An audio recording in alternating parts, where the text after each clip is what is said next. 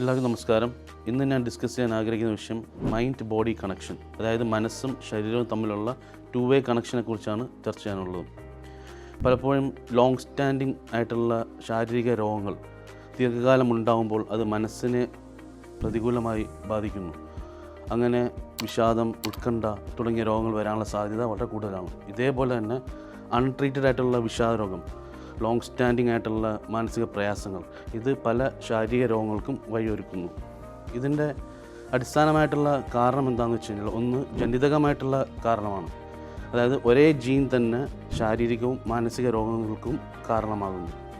രണ്ടാമതൊരു കാരണം, പൊതുവെ മനസ്സിന് ബുദ്ധിമുട്ടുകൾ അനുഭവിക്കുന്ന ആൾക്കാർക്ക് മോട്ടിവേഷൻ കുറവായിരിക്കും. മോട്ടിവേഷൻ കുറയുമ്പോൾ അവരുടെ ഫിസിക്കൽ ഹെൽത്ത് ടേക്ക് കെയർ ചെയ്യാൻ അല്ലെങ്കിൽ ശാരീരിക ബുദ്ധിമുട്ടുകൾ വരാതെ നോക്കാനുള്ള സാധ്യത കുറയും. അങ്ങനെ പല ശാരീരിക പ്രശ്നങ്ങളും വരുന്നു.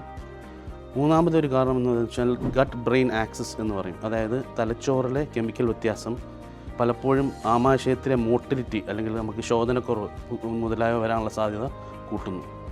നാലാമത് ഒരു കാരണം എന്താ വെച്ചാൽ നെർവസ് എൻഡോക്രൈൻ കണക്ഷൻ, അതായത് നമ്മുടെ നാഡീവ്യൂഹങ്ങളും ഗ്രന്ഥികളുടെ സിസ്റ്റവും തമ്മിലുള്ള ഒരു കണക്ഷനുണ്ട്.